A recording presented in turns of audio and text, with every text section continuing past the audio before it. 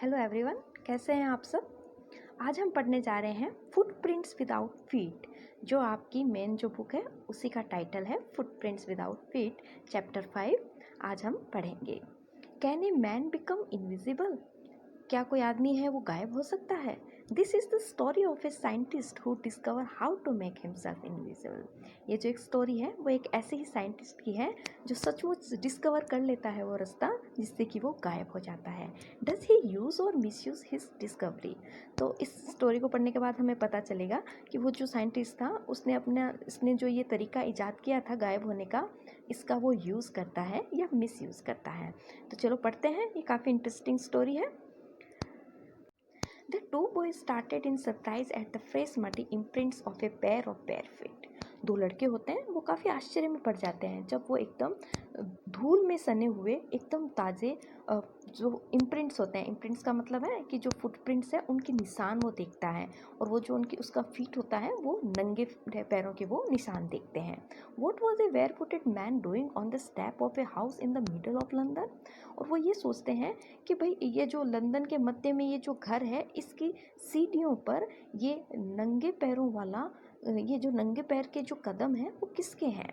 And where was the man, और आदमी कहाँ है। As they gaze a remarkable sight met their eyes.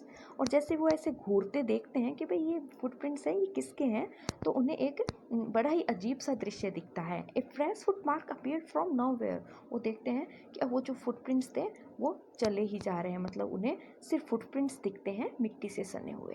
Further footprints followed one after another descending the step and progressing down the street. और वो क्या देखते हैं कि वो जो पदचिन्ह थे वो जो बनते जा रहे हैं और वो उतरते जा रहा है किससे, सीढ़ियों से। वो जो फुटप्रिंट्स थे वो सीढ़ियों से उतरते जा रहे हैं and progressing down the street. और सीढ़ियों से उतरकर वो जो फुटप्रिंट्स थे वो एक गली की ओर जाते दिखाई दिए।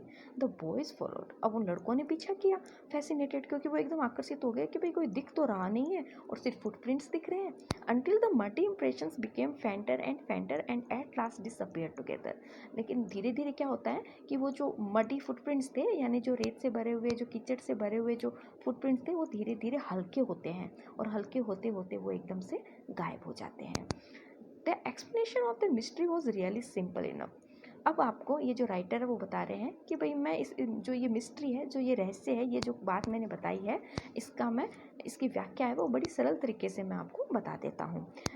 The bewildered boys had been following a scientist who had just discovered how to make their human body transparent। वो जो लड़के थे वो किसका पीछा कर रहे थे, वो एक साइंटिस्ट का पीछा कर रहे थे जिसने हाल ही में ये तरीका इजाद कर लिया था कि एक मानव के शरीर को कैसे गायब किया जाता है। ग्रिफिन द साइंटिस्ट, अब साइंटिस्ट का नाम आया है, साइंटिस्ट का नाम है Griffin, had carried out experiment after experiment to prove that the human body could become invisible. अब जो साइंटिस्ट था ग्रिफिन वो काफ़ी उसका दिमाग था, तो उसने काफ़ी एक्सपेरिमेंट किए और एक्सपेरिमेंट किए, और करते करते उसने वो पता लगा ही लिया कि कैसे एक ह्यूमन बॉडी को इनविजिबल कर सकते हैं। Finally he swallowed certain rare drug and his body became as transparent as a sheet of glass। और फिर क्या होता है, जैसे उसको वो तरीका मिलता है तो वो जो भी वो फॉर्मूला होता है उसको वो स्वेलो कर लेता है, मतलब उसको गटक लेता है, और उसको गटकते ही उसके क्या हो जाता है कि उसकी जो बॉडी है वो ट्रांसपेरेंट हो जाती है, वैसे कि वैसे जैसे एक शीशा होता है। Though it also remained as solid as glass. और उसकी वो जो बॉडी थी वो इतनी सॉलिड थी जितना कि एक कांच होता है, एक ग्लास होता है। ब्रिलियंट साइंटिस्ट, हाँ ये बात तो मान गए कि भाई वो जो वैज्ञानिक था वो काफ़ी ब्रिलियंट था दिमाग से। Griffin was rather A lawless person, लेकिन राइटर ये भी कहता है साथ में कि वो ब्रिलियंट तो था ये तो माना, लेकिन साथ में वो लॉलेस भी था। लॉलेस का मतलब है भाई जो अपने नियम कायदे कुछ नहीं मानता हो और अपनी मर्जी से ही रहने वाला होता है। इस लैंडलॉर्ड डिसलाइक्ड हिम, वो जहाँ पर रहता था उसका मालिक उसे बिल्कुल पसंद नहीं करता था, तो उसके मालिक ने क्या किया, ट्राई टू इजेक्ट हिम, उसको वहाँ से अपने घर से निकाल दिया। In revenge Griffin set fire to the house. अब उसको ग्रिफिन को इतना गुस्सा आया कि उसने उसके घर के आग ही लगा दी। To get away without being seen he had to remove his clothes. और इसके अलावा वो क्या करता था कि जब भी उसे बाहर निकलना होता था, या मतलब वो उस घर से जैसे ही बाहर निकला उस किराएदार के घर से, तो क्या किया उसने अपने जो कपड़े थे वो भी वहाँ से खोल दिए। Thus it was that he became a homeless wanderer. और इसके बाद जब वो पूरा जो उसका घर था उसने उसको जला दिया और वहाँ से वो निकल गया। तो अब उसके पास भी तो घर नहीं बचा, तो वो एकदम बिना घर के भटकने लगा। विदाउट क्लोथ्स, कपड़े थे वो उसने खोल दिए थे, विदाउट मनी, ना उसके पास पैसा था, एंड क्वाइट इनविजिबल, और पूरी तरह वो गायब भी था। Until he happened to step in some mud and left footprint as he walked। और तभी क्या होता है कि वो चलते चलते एक वो जो मड होती है या वो जो कीचड़ है उसमें उसके पैर टिक जाते हैं, और पैर टिकते ही और जब वो वापस चलने लगता है तो वो जो उसके फुटप्रिंट्स थे वो कीचड़ से भरे हुए उस सड़क पर चलने लगते हैं साथ में। तो वो तो दिखता नहीं है, लेकिन उसके जो फुटप्रिंट्स थे कीचड़ से सने हुए वो तो दिखेंगे ही, तो वो उन लड़कों को दिखे थे। He escaped easily enough from the boys who followed his footprints in London। लेकिन क्या होता है कि वो उन लड़कों ने उसका फॉलो तो किया, लेकिन वो कैसे तैसे करके उनसे तो अपना बचाव उसने कर लिया। और उसके बाद क्या होता है, but his adventures were by no means over. लेकिन अब उसको कोई ज़्यादा मज़ा नहीं आ रहा था कि भाई गायब तो हो गया, लेकिन उसको मज़े वाली बात उसे नहीं लग रही थी। He had chosen a bad time of the year to wander about London without clothes. क्योंकि उसने गायब होने के लिए जो सीज़न चुना था, मतलब जो भाग था साल का, वो बड़ा ही बोरिंग भाग था। वाई? बिकॉज वो बिना कपड़ों के नहीं रह सकता उस वक्त लंदन में, क्योंकि उस वक्त लंदन में क्या थी, भयंकर वाली सर्दी थी। इट वॉज मिड विंटर, वो पूरी तरह सर्दी के महीने थे। द एयर वॉज बिटरी कॉल्ड, जो हवा थी भयंकर वाली ठंडी थी। And he could not do without cloth, अब तो वो बिना कपड़ों के तो रह नहीं सकता था। Instead of walking about the street he decided to slip into a big London store for warm. तो वो क्या करता है, उसने वो सड़क पे जैसे जैसे चल रहा था वो चलना तो उसने छोड़ दिया, और उसने ये सोचा कि भाई लंदन में किसी मार्केट के स्टोर में जाकर मैं थोड़ी गर्मी ले लेता हूँ। देखिए स्टूडेंट, यहाँ पर एक बात मैं आपको बताना चाहूँगी कि वो खुद तो गायब हुआ था, लेकिन उसकी बॉडी गायब हुई थी, ठीक है। लेकिन वो अगर वो कोई कपड़े पहनता तो वो कपड़े सबको दिखते थे, उसके अगर वो चलता तो उसके फुटप्रिंट्स थे वो सबको दिखते थे। तो इसकी वजह से क्या था कि वो पूरी तरह अपने आप को गायब करने के लिए वो पूरी तरह नंगा हो गया, मतलब उसने कपड़े भी सारे खोल दिए। लेकिन महीना था वो सर्दी का था, और इसकी वजह से अब उसको ठंड लग रही थी, तो उसने क्या किया सर्दी से बचने के लिए, एक जो स्टोर था उसमें गर्मी लेने के लिए वो वहाँ पर घुस जाता है। क्लोजिंग टाइम अराइव्ड, उस टाइम बस वो जो स्टोर था वो बंद होने वाला था। And as soon as the doors were shut, Griffin was able to give himself the pleasure of clothing and feeding himself without regard to expense। अब लेकिन वो जैसे वो डोर बंद हुआ, ग्रिफिन ने क्या किया, आराम से वहाँ पर काफ़ी वो कपड़ों का स्टोर था, वहाँ पे उसने कपड़े लिए, पहन लिए, और इसके अलावा वहाँ पर खाने पीने का भी जो सामान था वो भी उसने ढूंढ लिया। He broke open boxes, wrappers and fitted himself out with warm clothes। मतलब अब इसमें बताया गया है कि कैसे उसने गर्म कपड़े निकाले और वो अपने आप पहन लिए। Soon with shoes and overcoat and wide brimmed hat, ये भी बताया गया है कि उसने हैट पहन ली, शूज़ पहन लिया और कोट पहन लिया। He became a fully dressed and visible person। अब क्या हुआ कि पूरी तरह से वो अब लोगों को दिखने लग गया, क्योंकि उसके कपड़े थे वो तो सबको दिखते थे। अब होता क्या है कि देखिए, होता ये है स्टूडेंट कि उसके जो कपड़े हैं वो दिखते हैं, ठीक है, लेकिन उसका जो चेहरा है वो नहीं दिखता। देखिए आप इस पिक्चर में देखिए, अब इसमें इसका चेहरा नहीं दिख रहा, इसका जो शरीर, इसकी जो बॉडी है वो गायब हुई थी, लेकिन अगर वो कपड़े पहन लेता था तो वो कपड़े हैं वो सारे सबको दिखता था। तो इसी तरह से उसने सारे कपड़े हैं वो स्टोर से लिए और पहनने लगा। अब इसके बाद क्या होता है, in the kitchen of the restaurant he found cold meat and coffee. अब उसी रेस्टोरेंट में एक किचन था, तो वहाँ से उसको मीट भी मिल गया, कॉफ़ी भी मिल गई, फिर उससे मिठाइयाँ भी मिल गई, वाइन भी मिल गई, ग्रोसरी स्टोर था वो, तो उसको सब कुछ वहाँ पर मिल गया। Finally he settle down to sleep on a pile of quilts. और जब वो एकदम खा पी के मस्त हो गया, कपड़े वपड़े पहन के, और काफ़ी आरामदायक वो जगह थी वहाँ पर वो, If only Griffin had managed to wake up in a good time, all might have been well। अब अगर ग्रिफिन है वो टाइम पर उठ जाता तब तो उसके लिए सब सही था। As it was, he did not wake up until the assistants were already arriving next morning। लेकिन वो काफ़ी थका हारा था, तो उसे अच्छी नींद आ गई और वो नहीं उठ पाया जब तक कि उसके जो दुकान थी या जो स्टोर थे उसके असिस्टेंट ने उन्होंने उसे देख ना लिया हो। When he saw a couple of them approaching, he panicked and began to run. और जब उसे पता चला कि भाई, जब वो उठा तो उसने देखा कि उसके चारों तरफ थे तो वो असिस्टेंट थे, तो उसको डर लगा और तो काफ़ी पैनिक हो गया, और पैनिक होने के बाद वो वहाँ से जल्दी से भागता है। They naturally gave chase. अब उन्होंने उसका पीछा किया। In the end he was able to escape only by quickly taking off his newly found clothes. अब उसके पास सिर्फ एक ही रास्ता था कि उसने जो भी नए नए कपड़े पहने थे उसने उन्हें जल्दी जल्दी उतारना शुरू किया। So once more he found himself invisible but naked in the chill January air. और इस तरह उसने जैसे ही कपड़े उतारे तो क्या हुआ कि वो दिखना बंद हो गया, वो गायब हो गया, क्योंकि उसके कपड़े ही दिख रहे थे, उसकी बॉडी तो दिख नहीं रही थी। लेकिन जैसे ही वो नंगा होता है, नेक्ड होता है, तो वो ही वैसे ही जनवरी की वो ठंडी ठंडी हवा उसे वापस सताने लगती है। This time he decided to try the stock of a theatrical company in the hope of finding not only cloth but also something that would hide the empty space above his shoulders.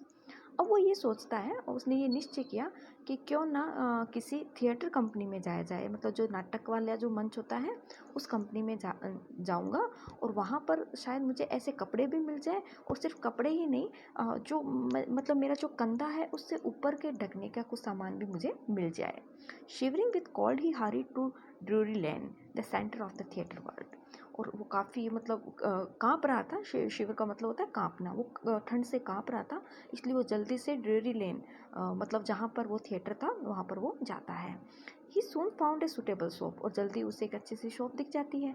He made his way invisible upstairs and came out a little letter wearing bandage round his forehead. और वो जल्दी से जाता है, जाने के बाद धीरे धीरे सीढ़ियाँ चढ़ता है, और जब वापस आता है तो क्या देखते हैं हम कि उसका जो पूरा चेहरा था वो बैंडेज मतलब पट्टियों से वो उसने अपना पूरे सर को और अपने चेहरे को है वो ढक रखा था। डार्क ग्लासेस, और अपने आँखों पर डार्क कलर के चश्मा लगा रखे थे। फॉल्स नोज, एक अलग से नकली नाक लगा रखा था। Big bushy side whiskers and a large head, और काफ़ी बड़ी एक हैट पहन रखी थी। To escape without being seen he callously attacked the shopkeeper from behind, after which he robbed him of all the money he could find। और ना केवल उसने कपड़े ही लिए, बल्कि क्या हुआ कि वो जो शॉपकीपर था वहाँ का, उसके पीछे से उसने उसको अटैक किया, मतलब उसके पीछे से उसे धक्का मारा, और उसके पास जितने भी पैसे थे उसने उसे लूट लिया और वहाँ से भाग गया। Eager to get away from crowded London, he took a train to the village of Iping। और जल्दी जल्दी दौड़ते दौड़ते, लंदन में काफ़ी क्राउड थी उस वक्त, और उसने एक ट्रेन पकड़ ली जो उसे गांव में ले गई जिसका नाम था Iping. Where he book 2 rooms at the local inn, और वहाँ पर एक जो लोकल वहाँ की जो सराय थी वहाँ का एक छोटा सा होटल था, वहाँ पर उसने 2 कमरे हैं वो बुक करवा लिए। The arrival of a stranger at an inn in winter was in any case an unusual event। अब वो वहाँ के जो लोग थे, वहाँ का जो मालिक था, उसने देखा कि भाई एक अजनबी आया है, और वो भी विंटर में, जबकि विंटर में सब लोग अपने घरों में दुबके रहते हैं, और एक ये अजनबी है जो यहाँ पर आया है। A stranger of such uncommon appearance set all tongues wagging। Mrs. Hall, the landlord's wife, made every effort to be friendly। अब क्या था कि वो जैसे वो अजनबी था, हालांकि उसकी जो अपीयरेंस थी या उसकी जो वेशभूषा थी और उसके जो बोलने के जो तरीका था और उसकी हरकतें थी वो काफ़ी अजीब लगी। किसको? मिसेस हॉल, जो ऑनर है, जो लैंडलॉर्ड था, उसकी वाइफ का नाम है मिसेस हॉल। लेकिन उसने फिर भी काफ़ी एफर्ट्स किए कि ये जो आदमी आया है स्ट्रेंजर वो उसके लिए फ्रेंडली हो। But Griffin had no desire to talk. लेकिन ग्रिफिन की कोई इच्छा ही नहीं थी उससे बात करने की। And told her my reason for coming to Iping is the desire for solitude. और उसने उस लेडी को कहा कि मैं सिर्फ आइपिंग में इस सराय में इसलिए आया हूँ क्योंकि मुझे अकेला रहना है। I do not wish to be disturb in my work. मैं कभी नहीं चाहूँगा कि कोई मुझे मेरे काम में डिस्टर्ब करे, परेशान करे। Beside an accident has affected my face. और वो उसे ये भी सफाई देता है कि ये जो जितनी भी बैंडेज मैंने मेरे सर पे और मेरे जो फेस पे लगा रखी है उसकी वजह है कि मेरा एक्सीडेंट हो गया था। Satisfied that her guest was an eccentric scientist and in view of the fact that he had paid her in advance, Mrs. Hall was prepared to excuse his strange habits and irritable temper। अब क्या हुआ कि उसने जैसे तैसे करके उसको संतुष्टि दिला दी मिसेस हॉल को। लेकिन मिसेस हॉल थी वो भी उस सन एसेंट्रिक का मतलब होता है स्टूडेंट सन की, वो जो सन की साइंटिस्ट था उसके बारे में वो ज़्यादा नहीं सोचने वाली थी, क्योंकि उसने खूब सारे पैसे हैं वो मिसेस हॉल को एडवांस में दे दिए थे। और इसकी वजह से जो मिसेस हॉल थी उसने भाई ये सोच लिया कि इसकी जो भी ये आदतें हैं या ये जिस तरह की इसकी हरकतें हैं या इसका जो गुस्सा है वो मिसेस हॉल ने अपने आप उनको सहन कर लिया। But the stolen money did not last long, लेकिन अब वो जो पैसे थे वो उस वैज्ञानिक ने चुराए हुए थे, तो अब चुराने वाले पैसे वो कितने दिन चलते।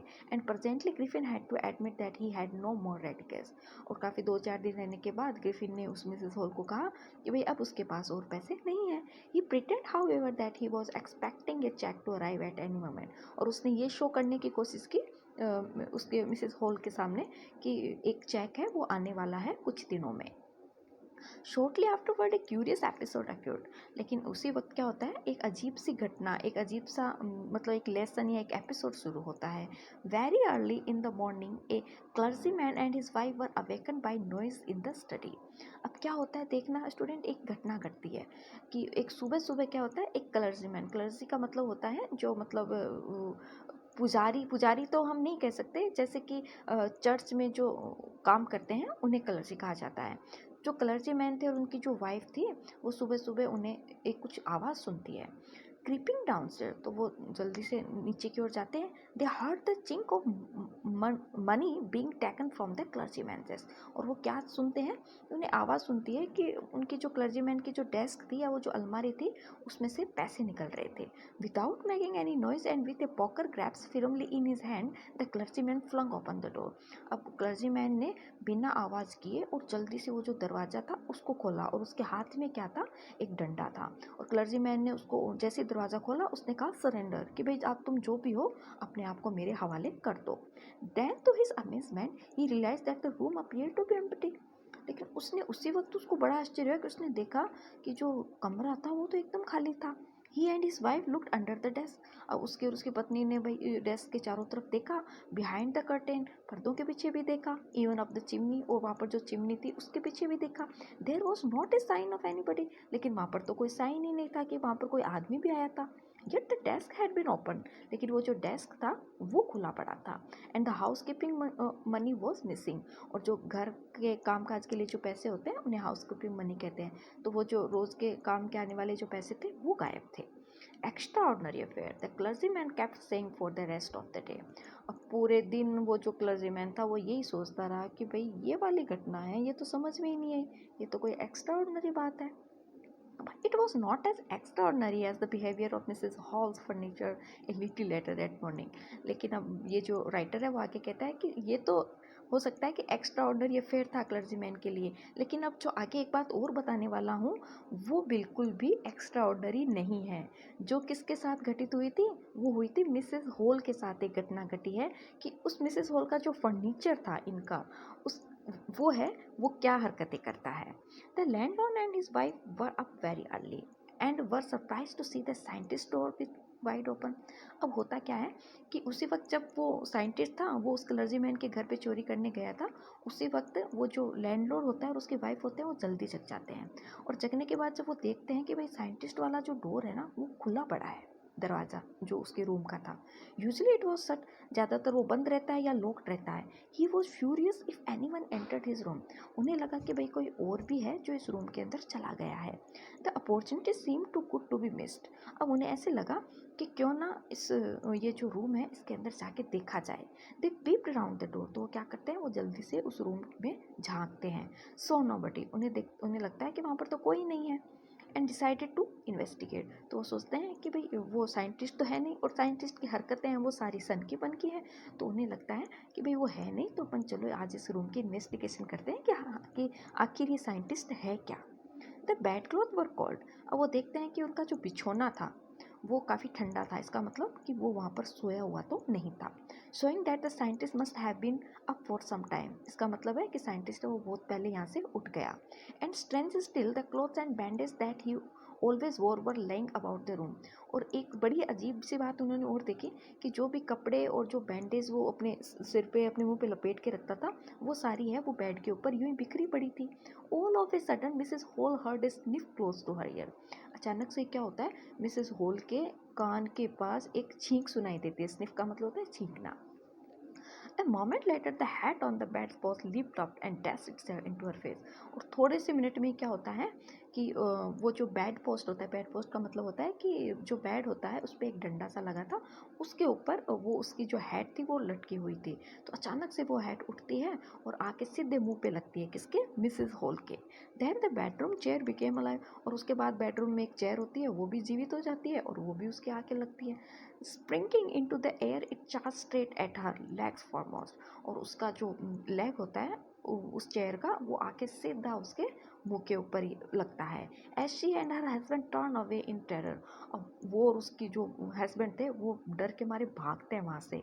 The extraordinary chair push them both out of the room and then appear to slam and lock the door after them, और वो एक जो चेयर थी वहाँ की, वो उनका पीछा करती है और उन्हें उस रूम से भगा देती है।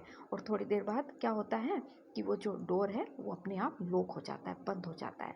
Mrs hall almost fell down the stairs in hysterics. अब मिसेस हॉल थी, बस वो उस सीढ़ियों से गिरने ही वाली थी, मतलब वो एकदम हड़बड़ाकर वहाँ से रूम से भागी थी और आगे सीढ़ियाँ थी, बस वो गिरने ही वाली थी।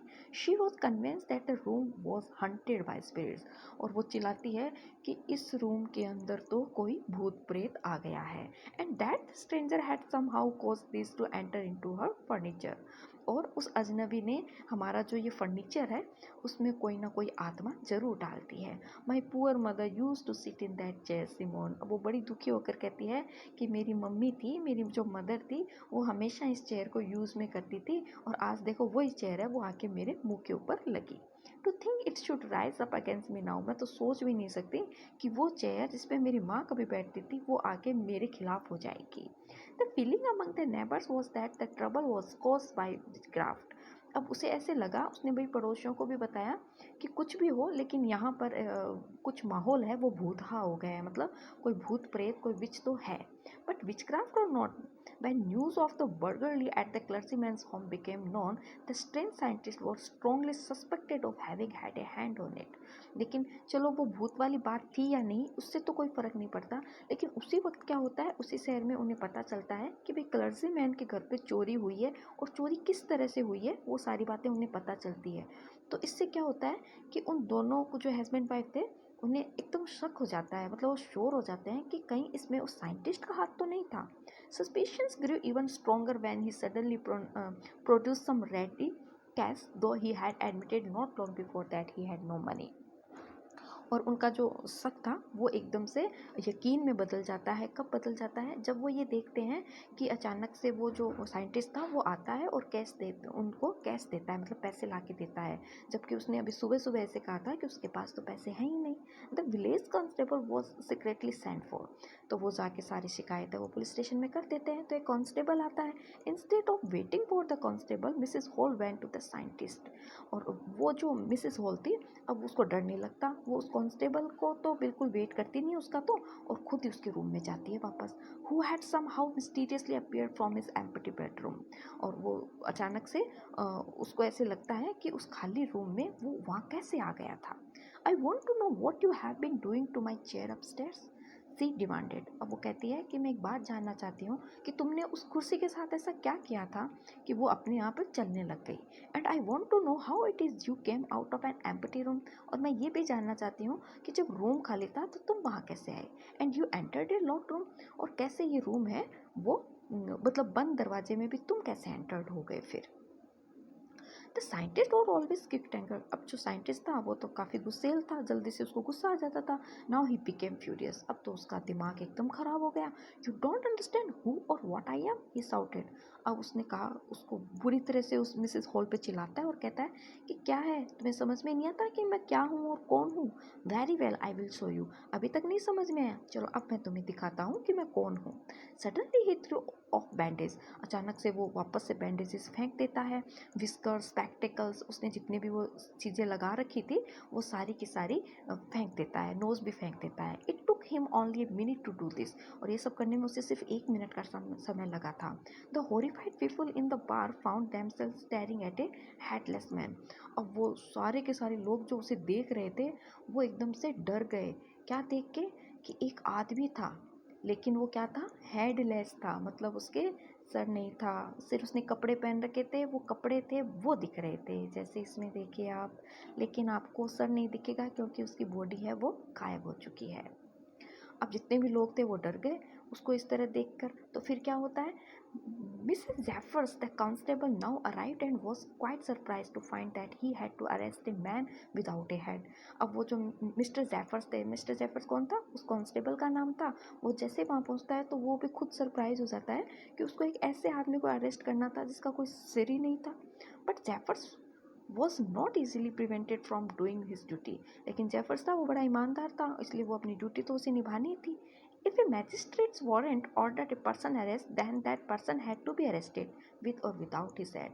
और उसे ये भी पता था कि अगर किसी मैजिस्ट्रेट ने उसके प्रति वारंट निकाला है तो उस कांस्टेबल को उस आदमी को पकड़ना ही होगा, चाहे उस आदमी के सर हो या ना हो। There followed a remarkable scene as the policeman tried to get hold of a man who was becoming more and more invisible as he threw off one garment after another. अब क्या होता है कि एक बड़ा ही रिमार्केबल सा scene चलता है कि वो जो पुलिसमैन होता है कांस्टेबल, वो उसे पकड़ने की कोशिश करता है, और जैसे वो उसे पकड़ता है तो वो जो इनविजिबल मैन होता है, मतलब वो जो साइंटिस्ट होता है, वो एक एक करके अपने कपड़े उतारने लग जाता है। Finally shirt flu into the air, और लास्ट में वो उसकी जो शर्ट थी वो भी वो उतार के फेंक देता है। And the constable found himself struggling with someone he could not see at all. अब लास्ट में क्या होता है, अब उसने शर्ट भी उतार दी, अब तो उसे कुछ दिखता ही नहीं, वो एकदम गायब हो गया था। और वो जो कांस्टेबल था वो एक ऐसे आदमी के साथ संघर्ष कर रहा था जो उसे दिख ही नहीं रहा था, फिर भी वो उसे पकड़ने की कोशिश कर रहा था। Some people try to help him, और कुछ जो लोग थे उसके नेबर आए, वो भी उसे पकड़ने की कोशिश कर रहे थे। But found themselves hit by blows that seem to come from nowhere. लेकिन वो पकड़े तो किसको पकड़े, उन्हें वहाँ पर कोई दिखाई तो दे ही नहीं रहा था। In the end, Jefford was not unconscious as he made at last attempt to hold on to the unseen scientist. और लास्ट में क्या होता है, वो जो जेफर्स होता है वो साइंटिस्ट को पकड़ने के जितने प्रयास थे वो सारे करता है, और लास्ट में वो तब तक प्रयास करता रहता है बेचारा, तब तक कि वो बेहोश होकर नीचे नहीं गिर जाता। There were nervous, excited cries of hold him, but this was easier said than done. अब क्या था कि वो चिल्ला रहा था कि अरे इसे पकड़ो, अरे इसे पकड़ो, लेकिन ये बात कहनी आसान थी, ये काम करना बड़ा कठिन था, क्योंकि वो गायब था, उस गायब को कैसे पकड़ा जाए। Griffin had shaken himself free, और वो जो ग्रिफिन था उसने एक बार फिर से अपने आप को फ्री कर लिया था। And no one knew where to lay hands on him, और किसी को भी नहीं पता था कि वो कहाँ चला गया। और इस तरह से ये जो एच.जी. वेल्स की स्टोरी है स्टूडेंट, ये ख़त्म हो जाती है। अब इस स्टोरी से हमें मतलब क्या सीखने को मिला, तो इससे ये मिला कि जो साइंस है वो एक कमाल की चीज़ है, लेकिन अब आप पे ये डिपेंड करता है कि उस जो आप इन्वेंट करते हैं, आपका जो आविष्कार है, उसे आप इस संसार की भलाई के लिए लगाते हैं या उसे बुराई के लिए लगाते हैं। ये जो राइटर है वो बार बार में कहते हैं कि जो ग्रिफिन था वो साइंटिस्ट तो कमाल का था, लेकिन एज ए ह्यूमन बीइंग वो एक अच्छा इंसान नहीं था, इसीलिए उसने जो इन्वेंशन किया था, उसकी जो डिस्कवरी थी वो किसी काम की नहीं थी। तो इस तरह से आपका ये जो चैप्टर है ये ख़त्म होता है। स्टूडेंट, अगर आपको मेरा ये चैनल अच्छा लगा हो, प्लीज़ आप इसे सब्सक्राइब कीजिए एंड लाइक कीजिए। Thank you so much.